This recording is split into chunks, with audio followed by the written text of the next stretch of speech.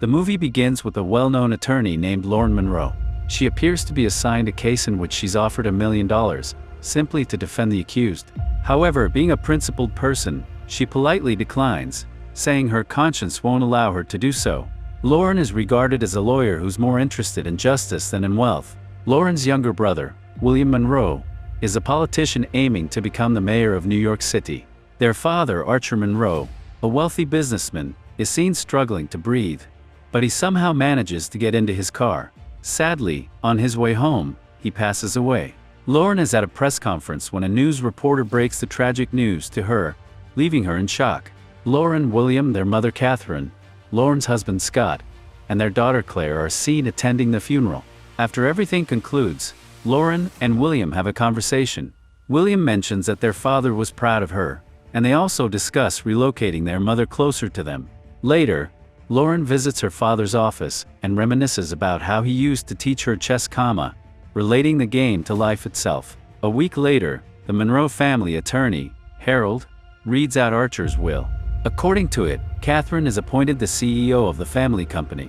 William is allocated $20 million, while Lauren receives only $1 million. The remaining $50 million is to be donated to police and medical institutions. After announcing this, Harold approaches Lauren privately and hands her a package left specifically for her by her father.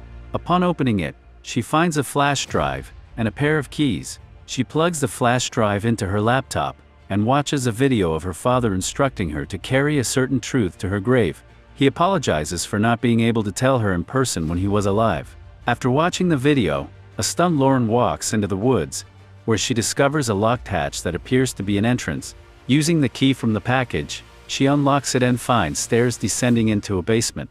Despite her fear, Lauren gathers the courage to walk down the bunker. When she opens the door, she finds a man chained and bound. She cautiously checks on him, but when he suddenly moves, she flees in panic. Lauren returns home and decides to call 911, but at the same time, her brother interrupts her.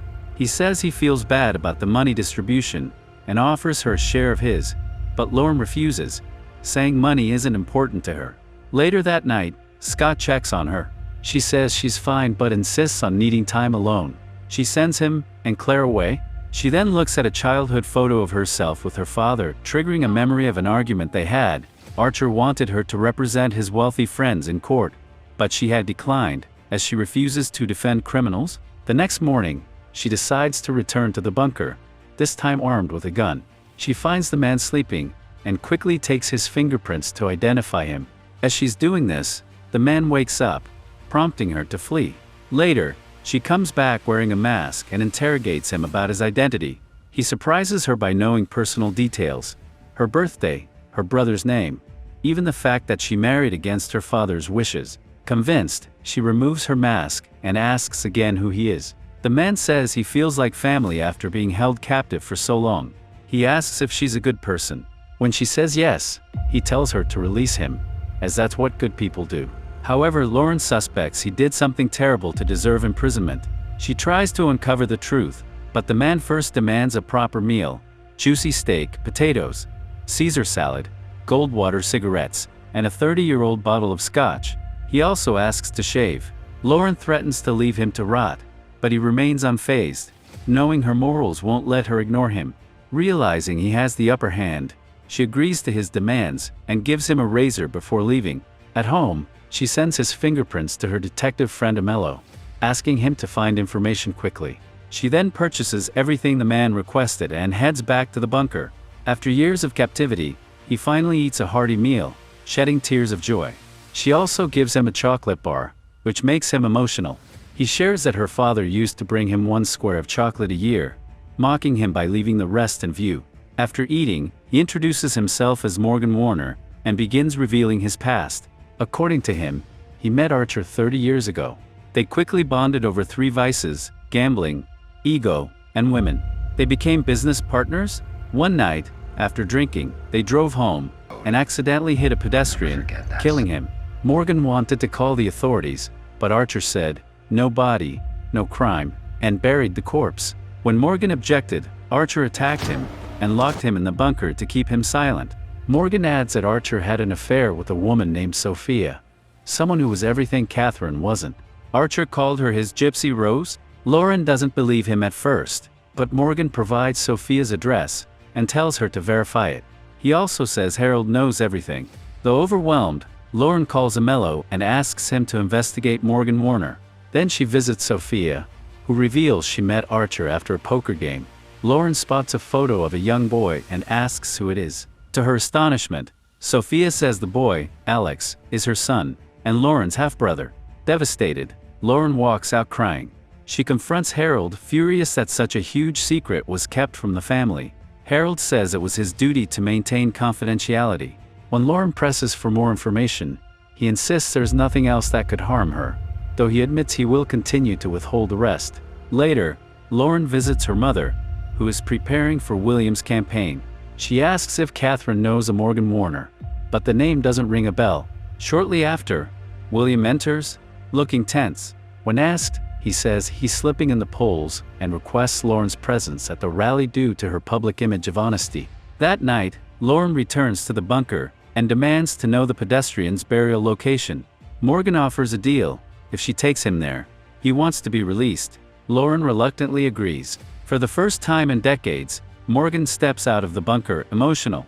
On the way, Lauren receives a call from her husband, but she simply apologizes and hangs up. They arrive at the location.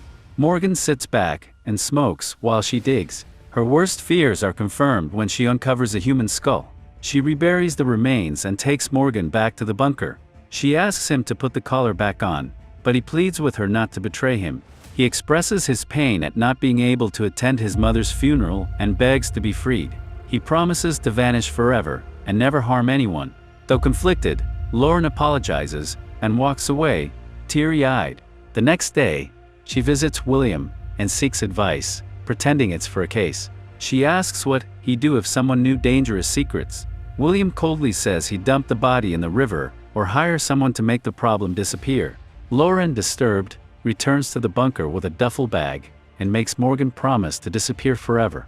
He agrees, saying he's suffered long enough and only wants to leave it all behind. She asks Harold to arrange $1 million and a private jet for someone their father wronged.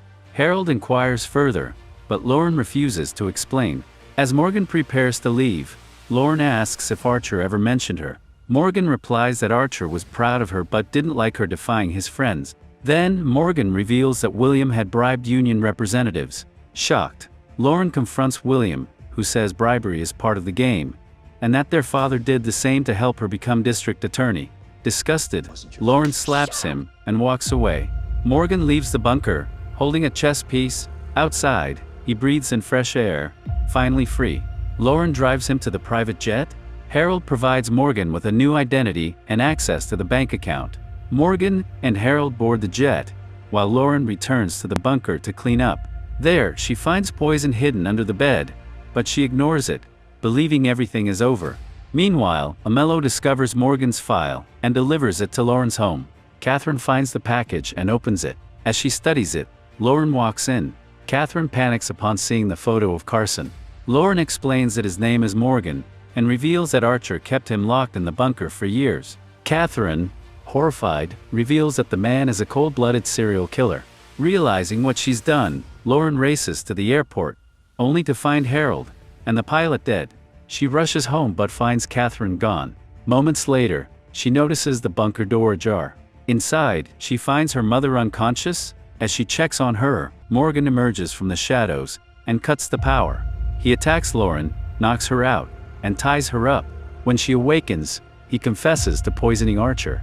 Morgan then tells the real story. He raped Catherine by drugging her, and Archer, upon discovering this, was the one who drove him to the bunker.